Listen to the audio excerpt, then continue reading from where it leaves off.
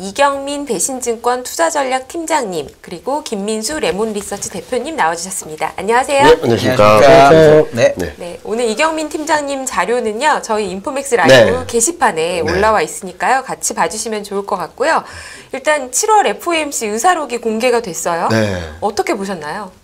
일단은 두 가지 해석이 가능한 얘기이긴 한데 최근 반등하는 과정에서 통화정책에 대한 안도감이 먼저 들어오다 보니까 시장은 좀 매파적인 부분에 단기적으로 좀 꽂혔다라고 하는데, 그렇다고 해서 시장이 급격히 변할 것 같진 않아요. 왜냐면은 어제 기준으로만 본다 하더라도 9월 FOMC에서 금리 인상 확률을 보면은 50bp 금리 인상 확률이 여전히 60%를 넘어서고 있거든요. 그래서 심리적으로 약간은 불안했지만 그렇다고 해서 최근 반등세를 완전히 꺾어버리거나 종료시킬 만한 이벤트는 아니었고, 일시적으로 안도했던 부분들이 약간 후퇴하는 정도, 그로 인해서 등락이 있을 정도로 생각을 하고 있죠. 그리고 좀 불안한 거는 저는 9월 FOMC, 그러니까 8월 CPI랑 9월 FOMC가 조금 불안해진 것 같아요. 네. 왜냐면은 지금 물가 레벨에 대한 걱정들을 할 시기가 가까워지고 있다라는 생각을 할 것 같거든요. 왜냐면 이번에는 물가가 안정될 때까지 금리 인상 계속 하겠다라는 의지를 피력했고, 경기가 좀 불안정할 때 속도 조절을 할 수 있다라는 얘기를 같이 했는데, 두 개를 잘 믹스해 보면은 물가가 2%대까지 더 떨어져야지 우리는 금리 인상을 종료할 수 있다. 또 하나는 경기가 많이 안 좋아져야지 통화정책이나 이런 것들을 조절할 수 있다 정도로 해석할 수 있지 않을까라는 생각을 하고 있어서, 이번에는 좀 9월 FOMC까지는 좀 그래도 무난하게 넘어갈 수 있겠는데, 이제 그때부터 진짜 점도표도 확인하고 뭐 물가 전망이나 경제 전망이나 이런 것들을 확인하면서 지금까지 조금 안도했던 심리가 다시금 불안해지지 않을까라는 걱정을 하고 있죠. 네. 오늘 가져오신 자료를 보니까요. 하반기 역금융 장세에서 역실적 장세로라고 첫 페이지에 써주셨는데 역실적 장세로 가는 건가요? 네, 저희 팀장님이 내년에 2050 바닥을 얘기하셨으니까 그거와 같은 논리인가요? 이게? 그렇죠. 그러니까 지금은 역금융 장세에서 역실적 장세로 전환되는 과정에서의 기술적 반등이다라고 생각을 하고 있는데, 역금융 장세의 특징은 경기가 둔화되는데 통화정책, 금리 인상, 긴축 이런 이슈로 인해서 밸류에이션이 큰 폭으로 조정받습니다. 그래서 특징적으로는 금리가 오르고 실적 전망이 오르게 되죠. 역실적 장세의 특징은 경제 전망이나 경제 지표들이 전반적으로 전년 대비 마이너스로 가고, 뭐 PMI나 이런 지표들도 기준선을 이탈하는 그림들. 그럼으로 인해서 채권 금리도 하락하고 이익 전망도 레벨이 떨어지면서 밸류에이션은 크게 조정받지 않는데 펀더멘탈에 의해서, 실적에 의해서 레벨이 떨어지는 그림인데, 그럼 왜 지금 이 오버랩 되는 과정에서 반등이 나오냐라는 부분에 있어서는, 일단은 밸류에이션 조정을 많이 받았는데 채권 금리가 꺾였잖아요.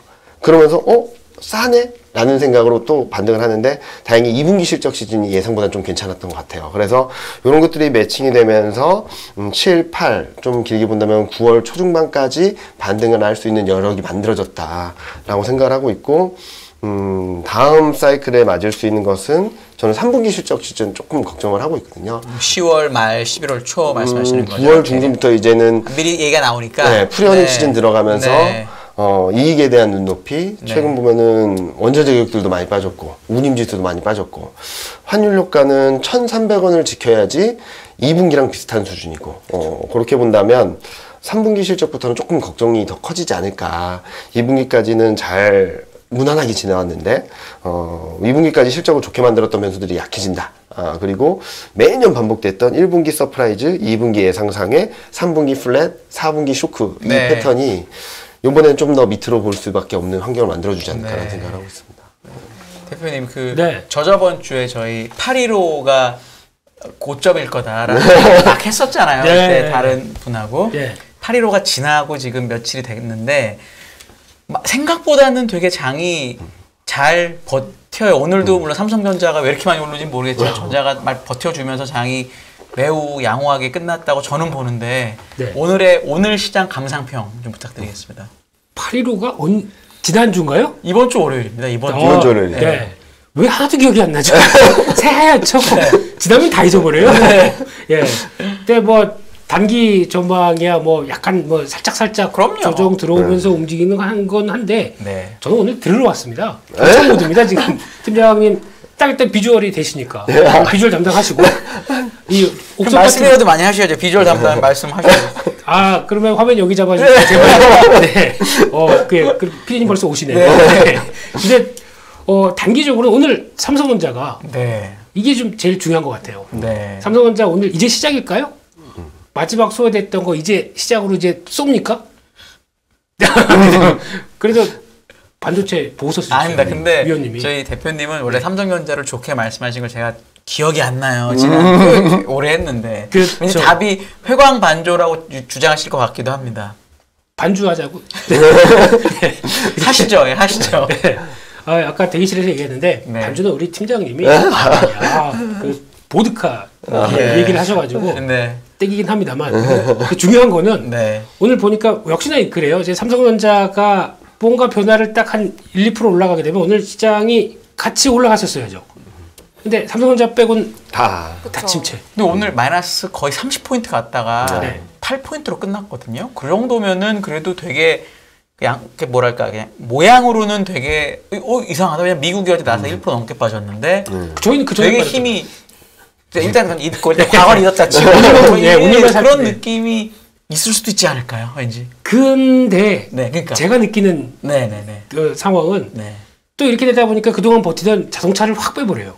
뭐라도 패야 되니까. 네. 이게 그러면 다 같이 움직이겠다는 얘기가 아니잖아요. 네. 그냥 돌아가면서 어디 보자 오늘은 뭘 좀 신규 매수라고도 안 보입니다. 네. 갖고 있던 거 좀 쇼커버링 뭐 좀 해야 될 것 같은데 오늘은 삼성전자 꽂혔어 오랜만에. 며칠 전에 또 SK 하이닉스였죠. 맞아요. 네, 거기서 쭉 들어서 중기 저항선까지만 딱 걸쳐놓고만 또 다시 비질비질.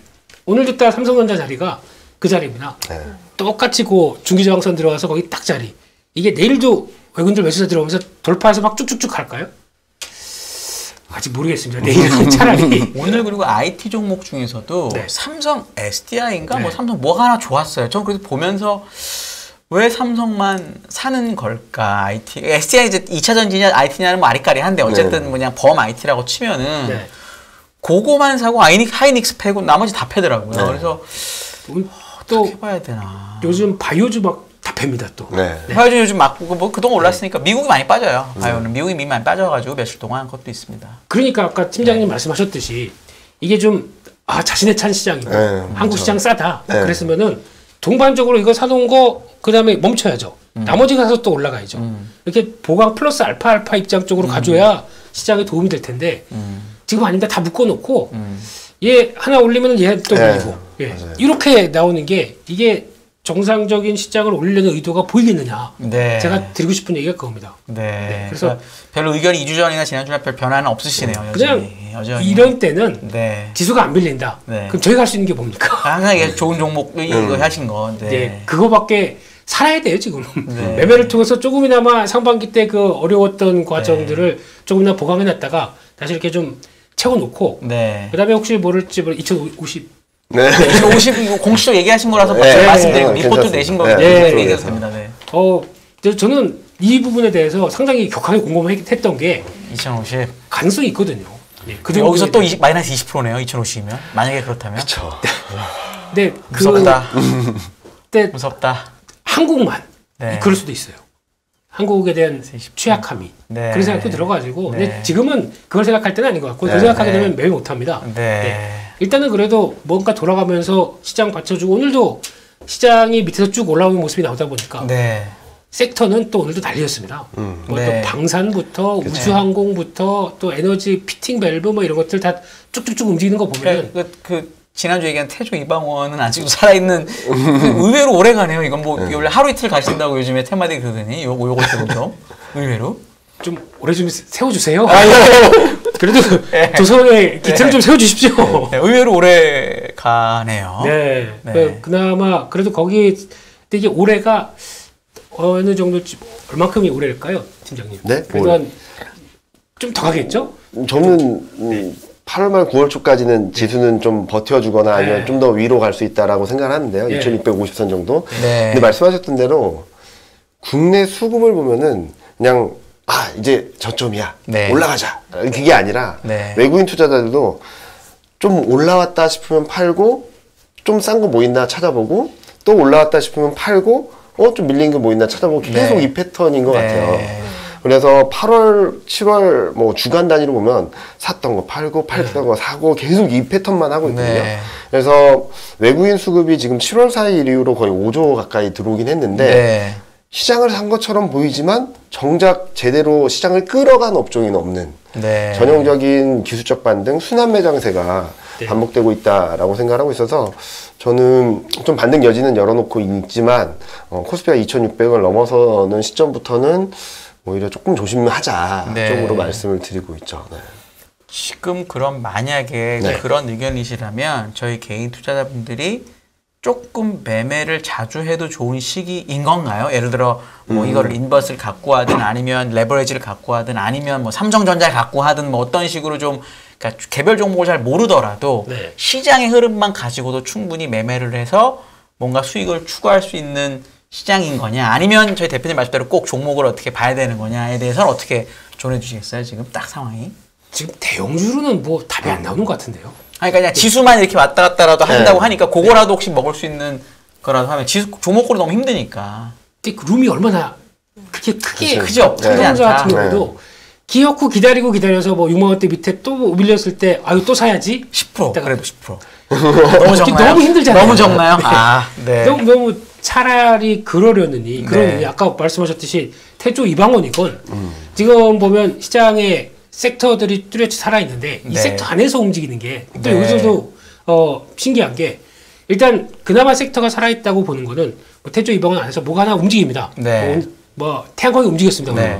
그럼 나머지 종목들이 그쪽으로 쏠리니까 좀 약간 묵직하죠. 그러다가 약간 뭐 그렇다고 많이도 안 뺍니다. 그러다가 또 이쪽 좀 신재생 쪽 약간 좀 주춤하다. 그러면은 또 어느 순간인가 방산주 갑자기 또 쭉 올라가고 조정 좀 받았다가 또 올라가고 이런 패턴이 나오니까 차라리 그런 패턴 이용하면서 매매하는 게 더 낫지. 이게 어렵긴 어려워요. 그게 이제 대표님은 워낙 전문가시니까 보이는데 개인분들은 그게 안 될 가능성이 매우 높으면 차라리 지수를 갖고 하는 게 어떨까 싶어서 여쭤봤어요. 제가. 지수는 도움을 좀 직접적으로 드리는가 싶어갖고. 근데 팀장님도 아시겠지만 지수로 이제 여기서 한 요 정도 좀 보고 있는데 그럼 거기서 가게 되면 이제 무조건 탈출 이렇게 해야 되는데 이게 좀 되게 어렵죠. 그게 더 어렵다. 그게 더 어렵다. 차라리 종목 대응하는 게 훨씬 더 낫다고 생각되고 오늘 팀장님 가져오신 자료의 제목은 기술적 반등의 7분 흥성 통과잖아요. 그럼 아직 그래도 좀 7분 흥선이면 그래도 조금 위가 남아있는 거 아닌가요? 그렇긴 하죠. 근데 2300에서 2530, 40 정도까지 올라왔으면 240포인트가 올라왔으면 10% 올랐네요. 그러면은 여기서 룸을 열어놓는다고 하더라도 5% 이상을 열어놓긴 좀 어렵지 않을까라는 생각을 하고 있어서 말씀하셨던 대로 저도 요즘 다니면서 가장 많이 받는 질문이에요. 질문하세요. 맞아요. 그래서 저도 말씀드린 건 그 매매를 샀다 팔았다 하실 수 있는 분들은 가능한 영역이긴 하다. 그런데 그게 좀 어려우신 분들은 오히려 좀 기다렸다가 2600X 넘어섰을 때 조금 정리를 하시는 게 맞지. 여기서 여기서 5%, 3% 그거 가지고 스트레스 받기는 좀 어렵다. 근데 대표님이 말씀하셨던 대로 종목을 통해서 5%, 3% 먹고 나와서 또 싼 거 찾아서 5%, 8% 먹고 나오고 이렇게 하실 수 있는 분들은 되게 어떻게 보면 좀 저희가 걱정해 드릴 필요가 없죠. 그분들은 사실은 뭐 저희가 뭐 걱정하기 저희보다 더 잘하실 텐데 주식을. 그래서 저는 지금 시점에서 지수 플레이하기는 조금 늦은 감이 있다. 그렇게 말씀을 드리고 싶어요. 아니 그러셔도 됩니다. 대표주 하나씩 다 사놓고 올라갈 때마다 때 정리하고 또 기다렸다 또 올라오는 거 정리하고 이렇게 하셔도 되고 맞습니다. 아니면 내가 갖고 있는 거 나는 하나만 패 거기만 계속 사놨다가 일정을 사놨다가 이거 쭉 올라가면 한 번에 딱 팔고 그러니까요. 그리고 이제 또 관망 이렇게 하시는 것도 지금 사이클 누리는 방법이죠. 근데 그 그래도 하반기에 역실적 장세라고는 해도 실적이 좀 좋아질 만한 회사들을 찾아서 가져간다는 거는 어떻게 보세요? 그럴 만한 회사를 찾기는 어려울까요? 뭐 차별적으로 실적이 좋아진 애들을 찾을 수는 있겠지만 저는 그렇게 대응을 하는 것보다는 좀 달러나 채권, 좀 안전자산으로 가는 게 맞지 않을까라는 생각을 하고. 달러가 지금 1320원 가까이 하지 않나요? 저는 돌파했습니다 오늘. 오늘 22원인가? 저는 좀 8월 말 9월 초쯤에는 1,300원 한번 밑으로 내려갈 수 있다라고 생각하거든요. 그럴 때 좀 담아 놓으시면 좋을 것 같다라는 생각을 하고, 이제 채권 같은 경우는 9월 FOMC 때 한번 튈 것 같아요. 채권 금리가 한번 튈 것 같은데, 그때 좀 잘 모아가시면은 좀 수익이 날 수 있는 구간으로 들어가지 않을까라는 생각을 하는데, 말씀드렸던 대로 역실적 장세면은 실적이 안 좋아지는 것도 있지만 전반적인 매크로 환경들이 되게 안 좋아질 것 같거든요. 최근 보면은 미국 4분기 GDP 성장률 전망이 블룸버그 기준으로 0.2까지 떨어졌어요. 네. 전년 대비로. 네. 그럼 여기서 삐끗하면은 전년 대비로도 역성장을 할 수 있다라는 그림들이 나오고 있고, 최근 들려오는 소식으로는 중국 GDP 성장률 전망도 계속적으로 하향 조정을 하고 있고, 그렇게 보면 전반적인 전망치 레벨 다운, GDP 성장률 자체의 레벨 다운, 많은 분들이 침체냐 아니냐, 침체로 가냐 아니냐를 많이 물어보시는데, 저는 방향성 자체가 지금보다 더 좋아지기 어려운 환경이라면 증시가 추세 반전하기는 굉장히 어렵다라는 말씀을 드리고 있고, 그 안에서 물가가 얼마나 빨리 잡히는지에 따라서 저점을 통과하는 시점이 좀 달라질 수는 있겠지만, 지금보다 2,800, 3,000 가는 그림을 그려보기는 너무나도 어렵지 않을까라는 생각을 하고 있죠. 네. 예를 들어 팀장님 말씀대로 2,050이 만약에 저점이라면 사실 지금 주식하는 거는 무모하죠. 왜냐하면 지수가 20%가 빠지면 어떤 특정한 종목은 뭐 30-40%는 뭐 너무 쉽게 빠질 거기 때문에, 그러니까 이게 얼마나 무서운 얘기냐면 전자가 오늘 62,000원인가요? 네. 이게 5만 원 밑으로 간다는 얘기거든요. 가능성도 있다. 그러니까 진짜 무서운 얘기라서 사실 지금 주식하면 안 되는데, 근데 이제 정말 만약에 장이 여기서 약하긴 한데 그 정도까지는 빠지지 않고 그냥 전저점에서 만약에 막히면 이게 실익이 없을 수도 있거든요. 그런 거에 대해서는 가능성 없이 어떻게 보세요? 그렇게 될 수 있지 않을까? 지금 그거 되게 궁금해하세요. 2,500 되다 보니까 너무 궁금해하셔가지고. 대표님 혹시 이게 뭐 확정적인 사실도 아니고요. 그럼요. 당연히 아니죠. 당연히 아니죠. 그러니까 그냥 큰 이제 그림을 그려볼게요. 그림을 그려보게 되면 앞서 팀장님도 얘기하셨듯이 저희 의외로 상반기 기업들 코스피 실적 이번에 실적 발표해서 2분기 다 끝나고 계산해 보니까 영업이익이 매출 영업이익 순이익 사상 최고치입니다. 잘 났습니다. 잘 났죠. 와, 이 정도인데 왜 그래? 라고 하는데 시장에서 인정 안 해주는 부분 첫 번째. 환율 효과. 그죠, 환율 효과 너무 크죠. 그거 빼고 나면은 뭐 이게 그러니까 영업이익이 작년 2분 상반기 대비해서 16% 좋았거든요. 환율 효과 한 10% 넘을 거 아닙니까? 넘습니다. 이거 빼고 나면은 그냥 그 정도라고 했는데 하반기는 이제 또 환율 가지고 또 변수가 나오겠죠. 어떻게 되느냐에 변수 나오는데 그럼에도 불구하고 3분기 지금 추정치 나오는 거 보면은 영업이익이 한 7.5% 하락하는 걸로 나옵니다. 근데 저희가 4분기는 그냥 기업들 실적 죽쓰는 시절로. 4분기는 원래 한국의 실적이 중요하지는 않더라고요. 여기까지 보면. 그냥 아예 그러니까 무슨 뭐 인건비로 빠지는 거나 뭐 인센티브 빠지는 거는 그냥 다 4분기예요. 그냥 그래라고 넘어가더라고요. 종업원은 해피하죠. 주식 매매는 저희들은 미스난 것 때문에 엄청 고생하거든요. 근데 그것까지 다 감안하게 되면 하반기에 대해서 일단은 눈높이 낮아지는 게 현실이고. 거기다가 지금 나오는 얘기 이제 이런 시기 때 그래도 보통 보면 다른 국가 같은 경우는 그다음에 뭐 중국 같은 경우도 그냥 내수가 있으니까 오늘도 보니까 소비 쿠폰 엄청 뿌리더라고요. 중국에서 그래도 퀘스천 마크 얘기를 하더라고요. 중국은 지금 어느 정도냐면은 중국 공무원들한테 집 사라 그래요. 정말로 요즘 막 나옵니다. 집 안 사면 니네 혼난다는 식으로 얘기할 정도로 어거지로 밀어붙일 정도예요. 두 채 사도 돼요? 많이 사라는 거예요 지금. 진짜로 이거 뉴스 난 거라 제가 말씀드리는 거예요. 깜짝 놀랐습니다. 그러니까 모르겠습니다. 그나마 그래도 뭐 지금 뭐 중국 보고 있으면은 일단 답은 안 나오죠. 그래서 뭐 아마 휘황찬란하게는 시진핑 사면임 하면서 뭐 뭔가 좀 보여주겠죠. 그렇죠. 그냥 뭐 그 정도로. 근데 다 내수가 그나마 버틸 수 있는 사이즈는 좀 되는데 한국은 이라고 하게 되면 걱정이 돼요, 솔직히. 근데 실적은 제가 궁금한 게 3분기 실적이 다 안 좋다고 보잖아요. 그냥 전자 자체가 QOQ로 빠지니까 안 좋다고 보는데 정말 만약에 환율이 그냥 여기서 유지 정도는 되는 그림으로 가고 그리고 전자는 빠지지만 다른 업종들 예를 들어 지금까지 너무너무 안 좋았던 업종 예를 들어 화학 같은 거 정말 죽 썼던 거나 이런 게 오히려 원자재 빠져서 올라가는 거라든지 건설 업종도 원자재 빠져서 죽 썼던 거 올라가는 거라든지 조선 특히 엄청 실적 좋아질 거고 이런 것들이 있잖아요. 그래서 생각보다 실적이 좀 이렇게 뭐랄까 좀 커버해준다. 커버 정도도 커버도 아니고 그냥 덜 빠진다. 이러면 혹시 사람들이 좀 아까 역실적 장세 얘기하셨는데 그게 아니라 그냥 바로 그냥 실적 장세 비스무리하게 갈 수도 있는 거 아니야라는 희망을 갖는 거에 대한 가능성. 그 역시 팀장님. 왜냐하면 팀장님 내년에 안 좋게 보셨으니까. 네. 그림을 한번 보여드리면 네네네, 지금 3분기 영업이익률이 9.6%예요. 4분기 영업이익률이 8.2%예요. 이닝 대비 낮아져 있기는 하네요. 이미. 네, 그렇긴 한데 9.6%라고 한다면 경기가 가장 좋았던 2017년, 18년 수준, 네. 코로나19 이후 수준, 그리고 2분기보다 더 떨어지지 않는 거라는 전망치가 들어있는 거죠. 그리고 4분기 뭐 크게 영향 없다라고 하지만 8%는 2017년 4분기 한 번 보고 못 본 숫자입니다. 그러니까 저희가 보기에는 이익에 대한 눈높이가 아직까지 좀 높다라는 말씀을 드리는 거고. 삼성전자 포함이죠. 네, 포함해서입니다. 그리고 연초 대비해서는 그래도 조금 내려가고 있는 거죠. 네, 내려와 있죠. 근데 더 내려갈 여지가 꽤 있어 보인다라고 생각을 하는 거죠. 그러니까 3분기 GDP 성장률이나 수출 증가율 이런 것들을 봤을 때는 조금 2분기보다는 좋지는 않을 것 같은 생각인데 요 밑에 왼쪽 그림 보시면 이게 환율 효과거든요. 네. 보면은 진짜 말씀하셨던 대로 10% 이상 들어왔어요. 1분기 때는 한 7, 8%, 2분기 때는 10% 이상, 근데 3분기 때는 1,300원을 지키면 10 플랫, 네. 2분기랑. 그러면은 환율 효과로 인해서 더 좋아지긴 어려운 환경이라고 네. 볼 수밖에 없겠고요. 네.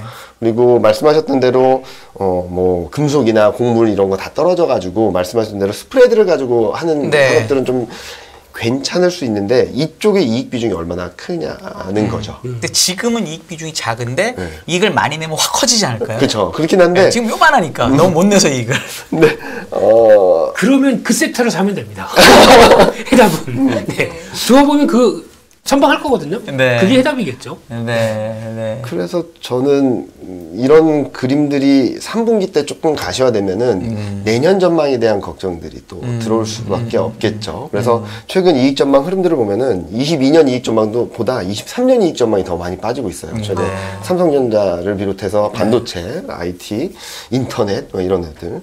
근데 저는 거꾸로 뭐 제가 뭐 올해 말 내년 초 내년 1분기까지 좀 레벨을 낮게 보고는 있지만 저는 거꾸로 역발성적으로 본다면은 지금 막 실적이 막 엄청나게 떨어지는 애들을 좀 이 지수 레벨이 떨어졌을 때 오히려 그쪽을 더 봐야 된다는 말씀을 드리고 있고 거꾸로 시클리컬은 이제 막 정점 찍고 이렇게 꺾이는 듯한 모습을 보여주고 있어서 조금 불안정하다라고 볼 수 있겠죠. 그러니까 이 3분기, 4분기 때는 이 두 개가 오버랩 되면서 좀 불안정할 수밖에 없다. 내년 1분기를 지나면서 먼저 바닥을 잡을 업종들은 최근 실적이나 이 주가나 많이 빠진 애들이 먼저 바닥을 잡을 것 같은데, 그게 확인되는 데까지는 좀 시간이 필요하다 정도로 말씀을 드리고 싶죠. 실적이 빠지는 게 인플레이션이 꺾이는 신호로 볼 수는 없을까요? 그래서 사람들이 지금까지 인플레 때문에 다 마저 경기를 했잖아요. 그쵸. 인하면 막 이랬는데 오히려 실적이 빠지는 게 회사들의 그러니까 가격을 전가를 못해서 오히려 인플레가 낮은 거라서 주가가 좋다라고 해석하는 방법은 혹시 없을까요? 그게 연준이 노리는 거겠죠. 어떻게 보면. 한국이든 미국이든 양쪽 어느 쪽이든가. 예. 그렇게 되면 그게 후행적인 효과로 이제 찬물 들어오고 그래서 이제 썰렁해지는 그것까지 노려서 이제 뭐가 어떻게 됐든 간에 결과론적으로는 그렇게 나온다. 그러면 이제 연준이 액션을 취하겠죠. 그럼 이제 얼마큼 왔다. 그러면 그것도 어떻게 보면 의도 표면적으로 얘기는 못하지만 원하던 결과이고 그랬을 때는 이제 액션이 들어가겠죠. 언제인지 모른다는 거죠. 그게 또 연준 마음이죠, 솔직히. 그렇죠. 뭐 누가 알겠습니까? 그러니까 지금 기존 뭐 중립금리 얘기하는 2.5%대 그 정도까지 아직 괴리는 많은데 그 정도까지 해서 물론 금리는 멈출 수는 있겠죠. 올라가는 걸 그러니까 금리 인상은 멈출 수는 있는데 그 다음에 거기서 저희가 기대하는 건 그거지 않습니까? 금리 인하라든가 아니면 이제 됐으니까 이제 좀 살려주세요. 라고 하는 이런 변화 액션 나올 때까지는 연준이 그럼 쭉 올렸다가 뭐 V자식으로 이렇게 되지 않을 거죠. 보통 옆으로 기죠. 좀 관망하는 시간이 있겠죠. 그때를 견뎌야 되겠죠. 근데 그 과정에서도 지금 보면 잘못하게 되면 큐티는 계속 들어갈 겁니다. 그러면 또 약간 옥죄는 모습들이 나올 텐데 그런 그 겨울이 온다가 아니라 아이스 에이지죠, 이런 때는. 빙하기. 그런 때도 견딜 수 있을 만한 뭐 체력들이 나와야 되는데 근데 제가 생각하는 거는 혹시나 만약에 지금 중국은 최악으로 가고 있지 않습니까? 뭐 지금 GDP 한 2.8% 아까 나오더라고요. 뭐 낮아요. 이거 뭐 한국이에요? 뭐 그 정도까지 났는데 한국이네요, 진짜. 한국보다 조금 높나요? 조금 높죠. 중국이 뭐 2%대 얘기를 하는 것 좀 참 오랜만이네요. 네. 네. 근데 그렇게 가게 되면 중국 정부가 과연 가만히 있을까? 네. 이제 이게 핵심인 거죠. 그러면 아마 지금부터 나오는 뭐 제조업 지표나 여러 가지들 다 거의 뭐 바닥으로 가고 있는데 여기서 그냥 대규모 대거의 부양책이 나온다라고 하게 되면 그때는 또 얘기가 바뀌어지잖아요. 네. 네. 근데 그 시점도 모르겠고 그렇죠. 이제 그런 변화가 나오게 되면 또 준비를 해야겠죠. 그럼 아까 말씀하셨듯이 뭐 화학 섹터라든가 네. 유가가 이제 뭐 점진적으로 하향으로 갔는데 거기서 이제 또 수요에 대한 여러 가지 자극이 나온다. 네. 라고 하게 되면 또 이제 시클리컬에 대한 변화는 또 나올 수가 있겠죠. 네. 그러니까 시클리컬 중에서도 안 됐던 놈이 되는 그림이 나올 수도 있다는 거죠. 전혀 예상하지 않았던 이런 게 또 보일 수도 있는 거고 뭐 철강도 마찬가지로 뭐 변할 수도 있겠죠. 근데 그거는 그냥 투자 아이디어로 담아놓을 뿐 지금은 거의 팀장님 의견에 동조합니다, 저는. 네. 그럴 수밖에 없습니다. 이거에 대해서 혹시 뭐 의견이? 근데 말씀하셨던 부분 중에 물가에 대한 부분들을 말씀을 드리면 전 레벨에 대한 고민들이 점점 커질 것 같아요. 네. 꺾이는 게 아니라. 네. 아니, 꺾이는 건 맞다라고도 생각할 수 있겠지만 그렇지만 8%인데 7%인데 5% 간다고 연준이 금리 인하할까? 안 하겠죠. 그러니까 지금 그림을 보여드리면 밑에 그림이 뭐냐면 지난 주말 기준으로 미국 CPI 블룸버그 전망치고요. 기준금리 전망치입니다. 보시면은 내년 2분기를 가도 4%대라고 전망이 나오고 있어요. 그런데 기준금리는 인하할 거라는 기대를 하고 있죠. 약간의 미스매치가 나오고 있어서 아예 저는 경기에 대한 수요에 대한 좀 충격이 있어서 물가가 좀 빨리 잡혔으면 좋겠다라는 생각을 하고 있죠. 그런 것들이 제가 전망하는 데 있어서 지수가 좀 레벨이 떨어지는 과정이 있을 수밖에 없다라는 말씀을 드리고 있고, 그리고 지금까지는 물가, 통화정책, 경기 간에 있어서 물가가 너무 높다, 통화정책이 더 매파적으로 할 거야, 그래서 경기가 안 좋을 거야 라고 생각을 하고 있는데 지금 앞으로는 물가가 떨어져도 수요 불안, 통화정책이 완화적으로 간다 해도 경기 침체, 이런 식으로 다 경기를 엮고 들어갈 것 같다는 생각을 하거든요. 그래서 하반기 그리고 내년 1분기까지, 좀 길게 보면 내년 상반기까지는 경기가 포인트인데 이 안에서 물가가 얼마나 빨리 잡히느냐가 저점을 확인하는 시점이라든지 레벨을 결정질 것이다. 오히려 저는 제가 요즘 많이 질문받는 것 중에 하나가 2050이라는 포인트에 너무 다들 꽂혀 계셔가지고. 마이너스 20%예요 지금. 뭐 적은 숫자가 아닙니다, 진짜. 삐지신 것 같아요. 아니 저는 저는 뭐 이제 항상 반대로 물어보려고 하니까 의견이 그렇긴 한데. 제일 많이 받는 질문 중에 하나가 네 전망이 틀릴 경우.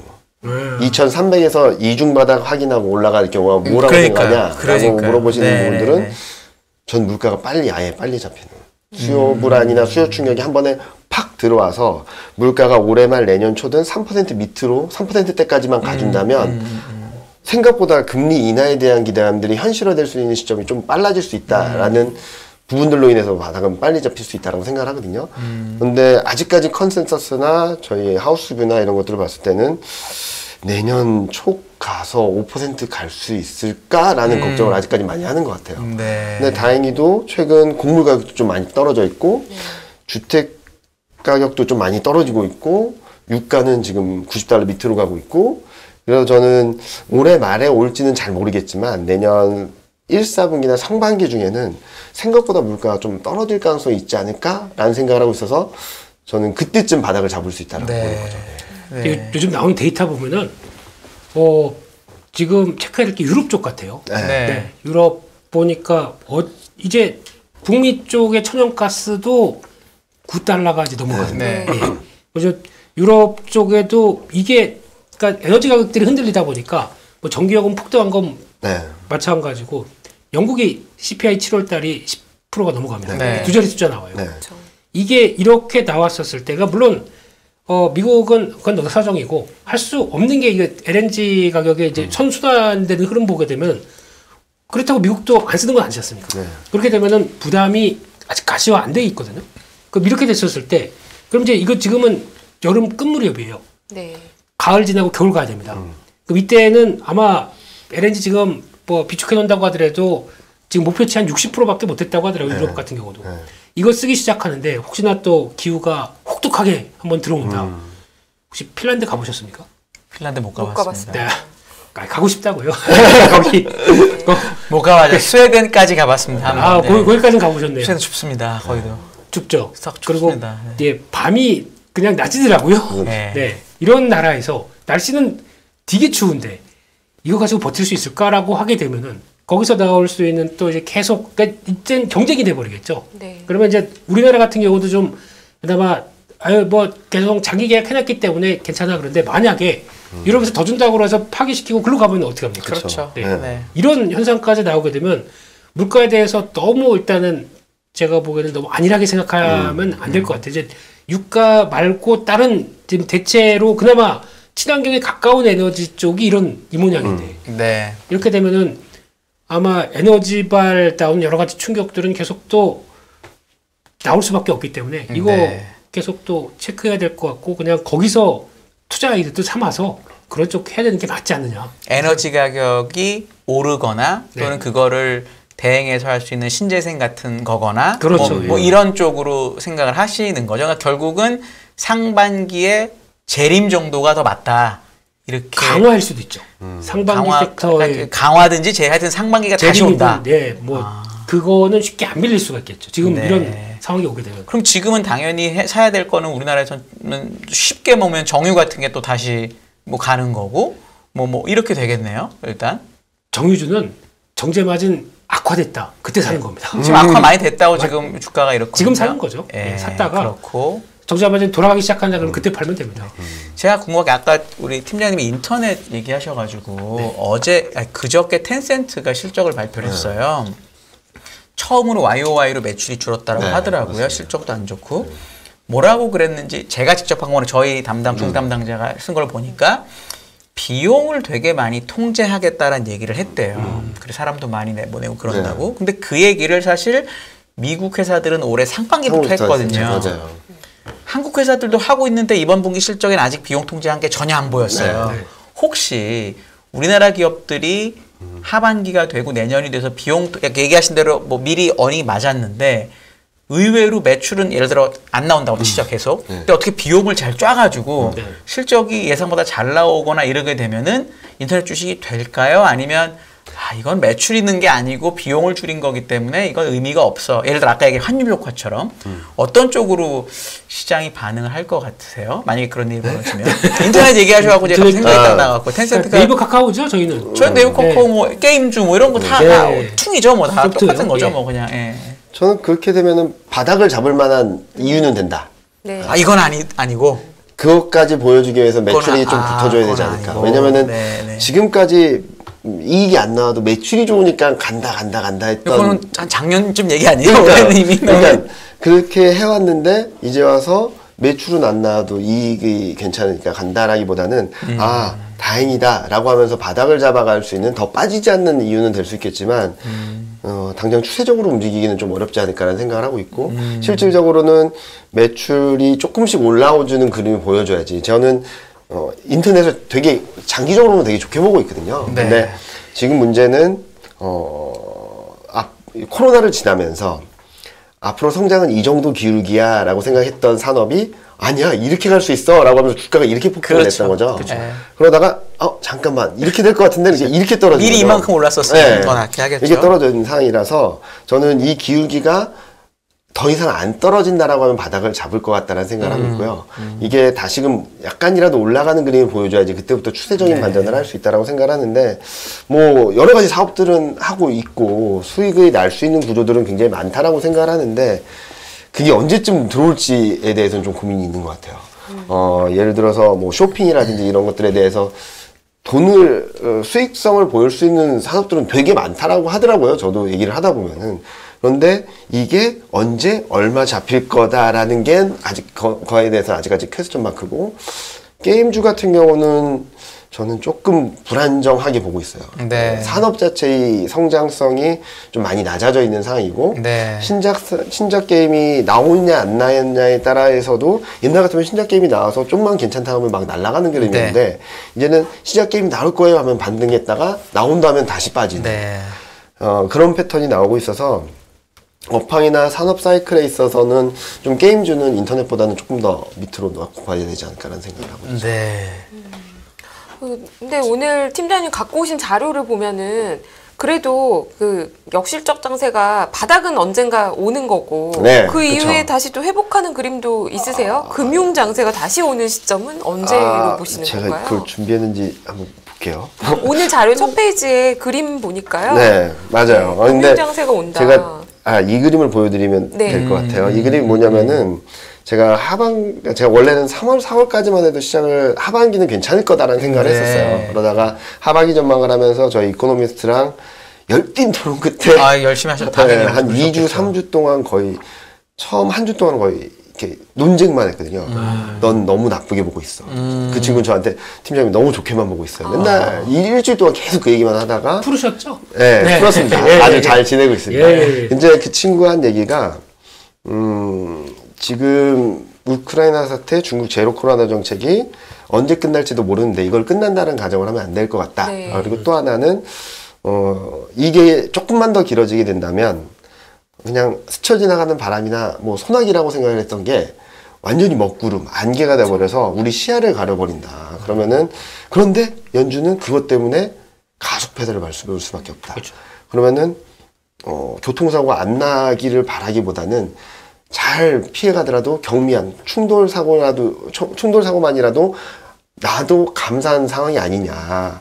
아무 일 없이 그냥 속도를 높이는데 아무 사고 없이 그냥 지나간다라고 하기는 너무 무리한 가정 아니냐라고 네. 해서 잠깐만 그럼 다시 생각해보자 라고 하면서 다시 다 바꿨는데 그래서 저는 시점을 따지고 본다면 내년 1분기 정도가 되지 않을까라는 생각을 하고 있거든요. 저희 이코노미스트도 GDP 성장률을 본다면 내년 1분기가 최저점일 것 같다라는 얘기를 하고 있고 근데 여기서 또 관건은 물가가 얼마나 낮아지는지 연준의 통화정책이 얼마나 좀 유연하게 바뀔 수 있는지가 중요한데 저는 경기 바닥을 잡으면은 일단은 저점을 통과하는 시점이 좀 도래할 수 있다라고 생각을 하고 있고요. 그리고 저희 이코노미스트는 아직까지 물가가 많이 안 떨어진다라는 얘기를 하고 있는데 저는 생각보다 미국 물가라든지 이런 쪽 원유 비중이 높은 나라들은 좀 레벨이 떨어지면서 그리고 또 뭐 주택은 더 잘 아시겠지만 최근 워낙 주택 경기가 많이 안 좋다 보니까 이게 시차를 두고 물가에 반영되겠지만 그렇게 본다면 내년 상반기 중에는 주택 CPI도 좀 많이 꺾일 수 있지 않을까? 그리고 음식료품 같은 경우는 많은 분들이 음식료품 가격이 오르고는 있고 더 오르고 있어요. 왜냐면 1, 2분기에 너무 많이 올랐기 때문에. 근데 지금 가격 레벨을 유지하는 것만으로도 올해 3, 4분기는 플랫하고요. 곡물 가격 변열만 보면 내년 1분기는 마이너스 10%, 내년 2분기는 마이너스 20%대로 가기 때문에 CPI에서 곡물이 미치는 영향도 저는 올해 말 내년 초를 지나면 좀 꺾이지 않을까라는 생각을 하고 있거든요. 그렇게 되면 경기 저점 통과, 통화정책이 좀 완화적으로 갈 수 있는 그림들이 좀 오버랩 되는 구간이 23년 1분기 정도가 될 수 있지 않을까라는 생각을 하고 있죠. 그래서 그때 되면은 솔직히 말씀드리면 저는 그때는 큰 추세가 좀 바뀔 수 있다. 라고 생각을 하고 있고요. 거기에 또 달러가 더 강해지진 않을 것 같아요. 내년 1분기를 지나면서. 일단은 말씀하셨던 대로 유럽 쪽 물가가 문제가 되기 때문에 지금 전망치를 본다 하더라도 미국은 금리 인하 기대가 내년에 들어오고 있는데 유럽은 아직까지 들어오질 않고 있어요. 물가가 너무 높아서. 그렇게 되면은 연준은 통화 정책을 좀 완화적으로 가는데 ECB는 그냥 유지를 한다거나 다소 매파적으로 간다라고 하면은 달러가 좀 약세력이 높여갈 것이고 올해 유럽 경기가 진짜 안 좋을 것 같아요. 미국보다 더 안 좋아질 것 같은데 그러면 또 기저효과로 인해서 내년 하반기에는 유럽이 좀 좋아 보이는 듯해요. 그러면은 보이는 듯 한 겁니다. 진짜 유럽 경기가 좋아지는 건 아니지만 상대적으로. 네, 상대적으로. 예.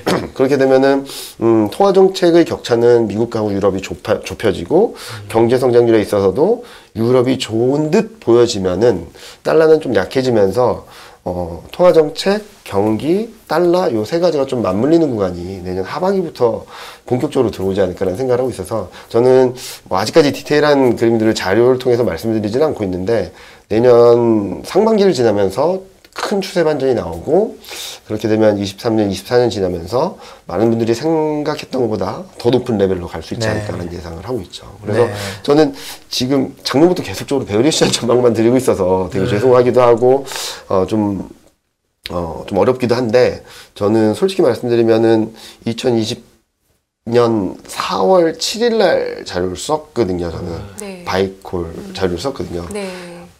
이번에도 그런 저점을 좀 잡아보고 싶다라는 욕심이 있고, 그때 대응을 하기 위해서는 이런 조정 국면에서 잘 지켜야지, 전에도 같이 출연해서 말씀했던 것처럼 서바이벌, 생존 게임을 잘 극복해야지, 그 다음 사이클에서 좀 투자를 잘 하고, 적극적으로 해서 좀 자산을 불릴 수 있는 기회가 될 수 있다고 보고 있는데, 지금은 그래서 저는 단기적으로 대응을 할 수 있어도 추세적으로 흐름, 바이앤홀드 하기에는 좀 시간이 필요하다. 지수 레벨이 좀 떨어질 수 있으니까 2600선대에서 좀 조심하자라는 쪽으로 말씀을 드리고 있죠. 그럼 지금 약간 지수가 조금이라도 오르면 주식을 더 줄이고 때를 기다리자 이렇게 말씀하시는 것 같은데요. 네. 어떻게 생각하세요?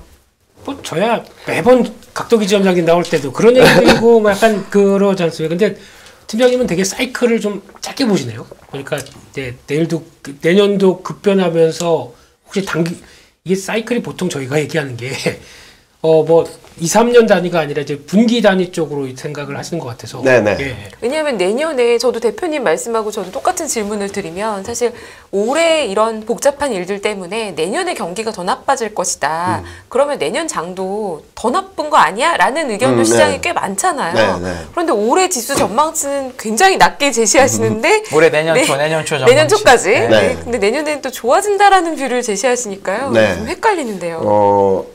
솔직히 말씀드리면 저는 작년 10월부터 계속 안 된다라는 말씀만 드렸었던 것 같아요.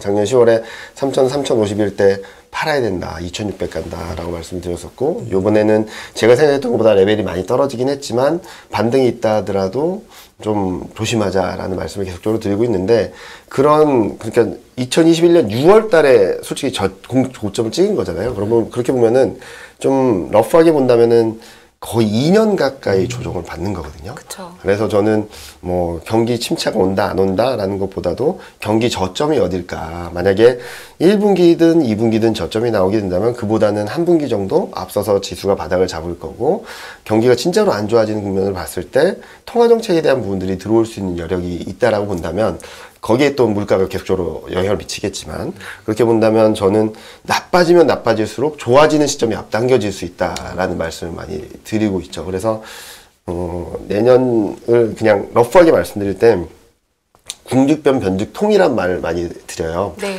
궁하면 변하고 변하면 통한다. 그 다음 말이 통죽구인데 영원한 건 없으니까요, 주식시장에서. 그럼 빼고선 궁죽변 통죽구 해서 에셋 인플레이션이 나올 수 있다. 지금 문제는 돈은 많아요. 돈은 많은 것 같아요.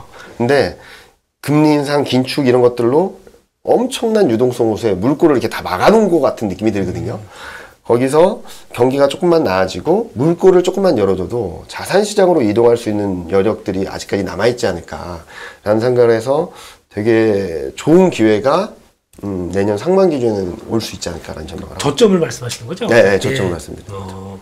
근데 저점이 오고 이번에는 대신에 그냥이 아니라 네. 확실한 대상승장이 올 거라고 네, 보시는 그렇게 거고, 보고 있습니다. 오르는 폭도 우리가 생각하는 정도보다 훨씬 더 많이 오를 거다라고 생각하시니까 이거는 완벽한 추세 전환이죠. 그렇게 네. 본다고 하시면은. 근데 그렇게 보기에는 우리가 처음에 말씀하셨던, 그러니까 저점이 생각보다 빨리 안 오고 좀 늦어지게 되는 요 상황의 배경은 러시아 우크라이나 사태의 네. 장기화잖아요. 네, 네. 또 겨울이 오면 이 네. 러시아 사태로 러시아는 손해본 게 없다는 얘기가 맞습니다. 나오지 네, 않습니까? 맞습니다. 그러면 천연가스 가격 한 번 더 폭등할 만한 네. 어떤 안 좋은 이벤트가 일어날 가능성. 그렇게 네. 되면 내년에 상반기 저점도 빨리 안 오고 더 이게 매년 겨울마다 이러는 거 아니야? 이런 걱정은 혹시 없을까요? 저는 그런 걱정들을 올해 말 내년 초에 다 반영을 한다라고 보는 거죠. 솔직히 말씀드리면은 어떤 이벤트가 발생을 했을 때 우크라이나 러시아 전쟁을 본다 하더라도 지금 누가 그거 가지고 신경을 쓰나요? 요즘에 얘기 많이 안 하죠. 안 하죠. 네. 상수가 됐어요, 상수. 그렇죠. 그러니까 이게 처음 임팩트가 있는 변수냐, 아니면은 상수화돼가는 과정이냐. 우리도 코로나 지금 18만 명 나오는데 그냥 잘 지내잖아요. 네.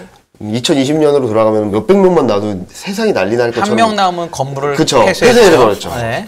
처음에. 그러니까 네. 그런 흐름이다라고 보고 있는 거죠. 그러니까 천연가스에 대해서도 저는 올해 말 내년 초가 거기에 대한 걱정들, 불안감들, 시장의 충격은 피크가 될 수 있다. 그래서 전 그런 영향들로도 좀 레벨이 좀 낮게 볼 수도 있다. 또는 언더슈팅이 나올 수도 있다라고 말씀을 드리는 거예요. 근데 그 영향으로 인해서 결과적으로는 헤드라인 CPI가 계속 약간 내려오다가 계절적으로 또 가을, 겨울 되려고 하면 또 올라가고 이렇게 되면은 인플레이션 장기화되는 거 아니냐라는 걱정은 그 부분에 있어서는 미국하고 유럽하고 조금 다른 것 같아요. 미국은 천연가스 그쪽 비중이 좀 낮거든요. 네. 주택 비중이 워낙 높고 그리고 유가, 가솔린 가격 그리고 뭐 이런 쪽들이 남아있는데 일단은 전 주택 경기가 방향성을 만든다라고 생각하고 있어요. 주택 경기 흐름들이 즉 물가의 방향성을 그리고 가솔린이나 이런 것들이 변동성을 만들어준다라고 생각하고 있는데 주택 경기만 주택 물가만 좀 잡히면은 방향성은 이제 밑으로 가는 그림이고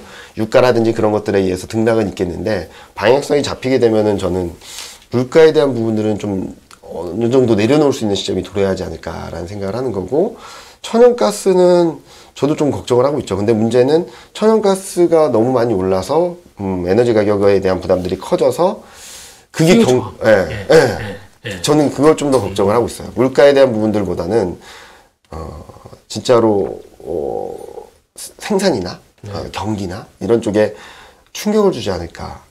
그런 것들이 올해 말 내년 초에 더 세게 들어오지 않을까라는 걱정을 조금 하고 있습니다. 차라리 그렇게 되면은 그 사이에 어떤 변화가 나오냐면 한 또 매년 겨울마다 뭐 천연가스 가격 급등해서 고통을 받는다고 하는데 1년, 2년 지나면서 가만히 있지 않습니다. 그 사이에 신재생 막 또 때려 그쵸. 붙겠죠. 네. 뭐 아무리 신재생이 그래도 에너지 효율이 뭐 왔다 갔다 한다고 하더라도 지금보다는 낫겠죠. 그러면 약간 그러니까 천연가스의 사용량보다는 이게 좀 대체하는 효과가 나오다 보니까 점진적인 안정이 가지 않을까요? 시간이 지나면? 네. 그거는 시간 버는 거죠. 어떻게 보면. 네. 고통은 받지만 시간은 벌려고 하는 이런 현상이 나오다 보면서 이어지는 뭐 신재생 쪽의 변화도 계속 체크는 해야 되겠죠. 근데 이제 저희가 뭐 이렇게 분기로 짧게 끊어서 투자하시는 분들도 있고 매일 매매하시는 분들도 계시지만 이렇게 하세요. 이렇게. 대체로 또 시청자분들 중에서는 그래도 한 6개월, 1년은 보고 빠질 때마다 조금씩 모아가는 개념으로 주식 투자를 한다면 오히려 저점 이후를 바라보고 이런 에너지 이런 것보다 좀 저점 이후를 바라보고 장기 투자를 조금씩 해가겠다 이러면 어떤 섹터를 보는 게 더 좋을까요? 저는 일단은 주식 비중이 얼마나 갖고 계신지에 따라 좀 다르겠죠. 주식 비중이 많은데 조금씩 사겠다라고 하는 큰 의미가 없을 것 같고, 주식 비중이 좀 적고 현금 비중이 좀 있으신 분들은 뭐 내려갈 때마다 뭐 5%씩 사신다든지 뭐 10%씩 사신다든지 그 레벨이나 그런 것들을 좀 넓게 하셔가지고 대응을 하시면 괜찮겠다라는 말씀을 저도 드리곤 있는데, 섹터를 말씀드리면 저는 솔직히 말씀드리면 주도주가 바뀌지 않는다고 생각하고 있습니다. 올라갈 때도요? 네. 그러니까 실적 역실적 장세가 마무리되고 내년 돼서 다시 상승하는 그 말씀하시는 2050 그때쯤부터 쭉 올라가는 그 그림이 나올 때에도 주도주가 안 바뀔 것 같다라고 보시나요? 네. 그래서 저는 반도체, 자동차, 2차 전지, 인터넷은 조금 봐야 될 것 같고요. 최근 주목받고 있는 게 방산이긴 한데 저는 항공우주랑 좀 믹스가 돼 있다라고 생각을 하거든요. 그래서 이런 섹터들이 또 한번 움직이지 않을까라는 생각을 하고 있고, 왜냐면은 많은 분들이 주도주가 바뀌면서 시장이 움직인다라고도 말씀을 하시는데 2003년부터 2007년까지 고점을 찍을 때까지 주도주가 바뀐 적은 없거든요. 그리고 지금 트렌드를 본다 하더라도 4차 산업혁명, 신재생에너지 이 트렌드가 끝났다라고 말하는 사람은 아무도 없는 것 같아요. 네. 그렇기 때문에 저는 이번에도, 그리고 주도주라고 한다면 시장이 올라갈 때도 시장을 이끌어가지만 조정받을 때도 같이 조정받는 게 전 주도주라고 생각을 하고 있어요. 그래서 조정받는 과정에서 혼자 튀거나 올라오는 것들은 그 가격 갭을 좁히는 과정 또는 대안주라고 생각을 하고 있어서 저는 올해 1분기가 될지 올해 말 내년 초가 될지 좀 바닥이 나오게 된다면 반도체, 자동차, 2차 전지, 그리고 항공우주 이런 쪽을 보시면 좋겠다 말씀을 드리고, 거기다 인터넷을 플러스 알파 하려면은 매출액이나 이런 실적이 진짜로 조금은 바닥을 잡고 턴할 수 있는 그림들이 만들어지는지 좀 확인하시면 좋겠다라는 말씀을 드리고 있죠. 인터넷 기업들은 제가 보기에는 그게 좀 받쳐줘야 될 것 같아요. 해외 매출. 맞습니다. 그러니까 우리 내수로 지금까지 커와서 뭐 기울기 따라 앞서 팀장님 보여줬던 그 기울기는 이제 끝났습니다. 할 거 다 했어요. 지금 뭐 아는 거 뭐 어디 있습니까? 근데 이게 해외에서 뭔가 통하는 거를 보면서 지금 뭐 웹툰이다, 뭐 무슨 블록체인은 약간 뭐가 아직 안 나오죠. 뭐 여러 노력 많이 했는데 전문가 하시는데 이렇게 어떻게 생각하십니까? 블록체인의 네. 우리 카카오나 네이버의 경과에 대해서. 그래서 지금은 여전히 불확실성이 높은 시기라고 봐야죠. 왜냐하면 기대가 작년에 아주 높아져 있다가 지금 당장 뭔가를 보여주기에는 힘든데 사실 그 두 종목에 대해서는 제가 전문가가 아니라서 전문가의 의견을 들어야 될 것 같고요. 코인 시장 살면은 좀 도움이 되지 않을까요? 인터넷 기업들이? 근데 이제 기본적으로 블록체인이나 디지털 자산이나 메타버스나 이런 각종 게임에 대한 기대는 작년에 기대가 올라갔던 거 대비해서 아직 실제 유저들이, 사용자들이 각광할 만한 어떤 서비스가 아직 안 보이고 있는 상태인 것 같아요. 왜 제가 여쭤봤죠? 왜 제가 진행도 아닌데 물어보신 거죠? 그래서 이제 그 성과가 나와야 될 것 같고 아까 게임 얘기 잠깐 하셨는데 제가 보기에는 우리나라 게임사가 앞으로 가야 될 방향은 여기서 해답이 있다고 생각됩니다. 지금 뭐 저희가 얘기하는 지금까지는 게임주가 다 그랬어요. NC소프트 때문에 그랬습니다. NC소프트 때문에 항상 리니지를 가지고 이거를 뭐 IP를 활용해서 이렇게 갔을 때 항상 저희가 얘기하는 거 그거였습니다. 일매출 보고 거기다 일매출 나오는 거 가지고 그 이제 초기에는 들어갔다 얼마나 유지되느냐. 그거 가지고 나누기에서 곱하기해서 이제 실적 추정해가지고 그게 이제 변화가 간다라고 하는 RPG 그리고 또 이 매출과 관련된 쪽에서만 포커스가 맞추다 보니까 게임사는 무조건 돈을 벌어야 돼. 라는 인식 때문에 이렇게 간 게 제가 보기엔 잘못된 길을 갔다고 생각합니다. 근데 그 중에서 하나 변화가 되는 게 이번에 워렌 버핏이 이번 2분기 때 매수했던 기업 그 동향들 쭉 나왔지 않습니까? 거기 나오는 거에서 눈길이 가는 게 애플은 사죠. 애플 뭐 한 40, 버크셔에서는 애플로 왔다 갔다 하는 회사가 돼버렸네요, 보니까. 포트폴리오가. 그 중에서 블리자드 액티비전. 이거 비중 꽤 늘렸습니다. 왜 워렌 버핏이 잘 모른다고 생각하는 게임사를 살까요? 라고 하는 부분들. 여기에서는 핵심이, 그러니까 IP를 가지고 있다고 하더라도 IP를 만들 수 있을 만한 기술력, 그에 대한 경쟁력. 이거는 저희가 게임사에 대해서 너무 무시하고 있어요. 지금 실적 보게 되면 거의 다 인건비가 저렇게 올라가다 보니까 인건비 커버 안 되고 있지. 그러니까 실적 엉망이지. 거기다가 또 하나 보는 게 그런데 신규 게임 나와? 나올 때까지 아직 멀었네. 나온 컴투스 뭐 서머너즈 와가지고 요즘 말 많지 않습니까? 반응은 나쁘지 않아요. 반응 나쁘지 않은데 매출 순위 1위 못했다고 지금 주가 저렇게 밀리거든요. 근데 이게 본 게임은 게임사니까 게임이네요.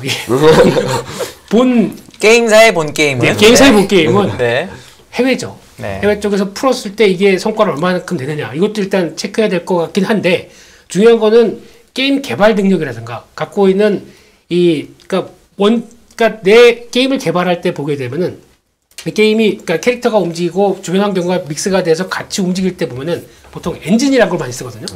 이 물리적인 엔진을 그대로 활용해서 쓸 수 있다는 것은 가장 큰 경쟁력 중에 하나입니다. 그래서 지금 블리자드에서도 그걸 통해서 나왔던 게 워크래프트부터 나오는 최근에 그거죠. 악마 장르 게임. 이것도 그 IP를 갖고 있는 상태에서 쉽게 말씀드리면 유통은 또 중국 회사한테 줘버렸어요. 그럼에도 불구하고 거기서 나오는 수익은 만만치 않지 않습니까? 그러면 결국에는 기술력하고 IP를 만들 수 있는 능력 이거에 따라서 게임사가 좀 어느 정도 평가를 받아주는 게 있어야 되는데 제가 한때 약간 오버밸류 나왔다가 지금 나온 상황이기 때문에 좀 고심은 하고 있는 것 같은데 진검승부는 좀 나올 것 같습니다. 좀 이따가. 장기적으로 내년에 그러니까 우리 김 위원님이 질문한 것대로 만약에 저점이 나오고 그래서 장기적인 주도주가 될 수 있는 가능성이 게임주가 있다 이렇게 얘기하시는 거죠 지금? 게임 사겠죠. 게임 주보다. 게임 섹터보다. 어쨌든. 어쨌든. 거기서 빛을 발할 만한 몇몇 종목은 보입니다. 그러니까.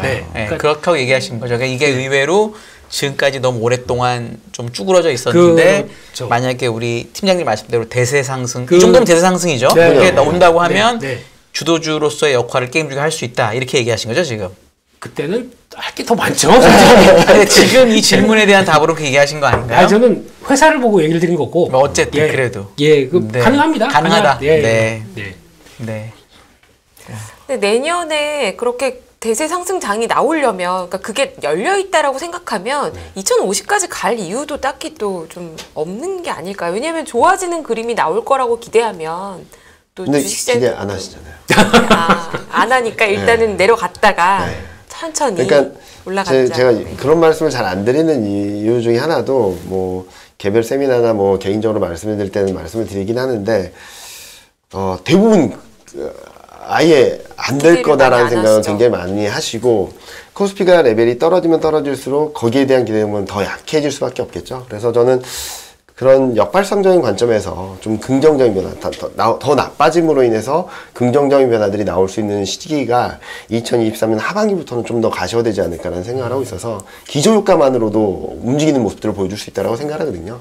특히 물가도 지금 6월, 7월 달에 9%, 8.8%라고 한다면 여기서도 기저효과가 들어올 거고 네, 그렇죠. 이런 것들을 좀 대칭시켜서 본다면 나쁘게 볼 만한 이유는 많지 않다라는 생각들을 좀 거꾸로 하고 있습니다. 그러니까 팀장님 표현은 급하게 빠졌다가 바닥 찍고 급하게 쫙 올라가는 이런 1년 안에 그러니까 2023년 하반기면은 뭐 1년 뒤지 않습니까? 1년 뒤에요. 네. 그 사이에 또 드라마틱한 변화가 한번 나오면서 있는 거죠. 2050 가는 동안에 아마 곡소리가 날 거고 그쵸. 그때는 모든 사람들이 다 끝났다 이렇게 얘기할 거고요. 보나마나 이제 1500 얘기하겠죠. 그 다음에는 그럴 때가 이제 바닥이다라는 얘기를 하시는 거죠. 참 드라마틱한 삶을 살고 있군요, 저희가. 뭐 지수 20%는 기본. 웃으면서 얘기하긴 했는데 사실 내년에 결국 좋아질 거라고는 해도 어쨌거나 지금부터 한 6개월 정도는 마음을 단단히 먹고 넘어야죠. 상단에 대한 더 뚫고 갈 거라는 기대보다는 아래를 더 바라보고 보수적으로 대응하자. 이렇게 요약할 수 있을 것 같네요. 왜냐하면 또 중간에 들어오신 분들께서 내년에 대세 상승장 이렇게 들으시고 맞아요. 정리를 하는 차원에서 아니 뭐 지금 좀 6개월만 버티면 내년에 대세 상승장인데 뭘 팔아 이렇게 생각하실 수도 있거든요. 근데 그 우여곡절이 굉장히 진폭이 클 수 있다 정도로 말씀드리고 좋게 보시는 분들도 9월 때는 좀 조심하자 아니면 또 확인하고 대응하자. 8월 CPI, 9월 FMC, 그리고 3분기 프리어닝 시즌 그런 것들을 보면은 여기서 완전히 꺾여서 내려갈지 아니면은 살짝 꺾였다가 다시 올라갈지 좀 방향성이 결정될 것 같다라는 말씀을 드리고 싶습니다. 김민수 대표님 10초 드리겠습니다. 10초요. 좀 하시고 싶은 말씀 마무리해 주시죠. 뭐 매일 나오는데 뭐 그래요. 매주 그래도 얘기를 업데이트를 드려야죠 저희가. 뭐 단기는 똑같습니다. 단기는 아직까지는 추세 그대로 간다 쪽인데 뭐 언제 줄일까를 노리고 있는 사람입니다. 비중을 알겠습니다. 언제 줄여서 좀 여유롭게 또 시장의 흔들림에 대응하려고 그렇게 바라보고 있습니다. 오랜만에 단기 뷰가 두 분이 일치하셨습니다. 오늘은 이만 저희가 시간이 다 돼서 물러나야 될 것 같고요. 이경민 대신증권 투자전략팀장님 그리고 김민수 레몬리서치 대표님이셨습니다. 감사합니다. 감사합니다.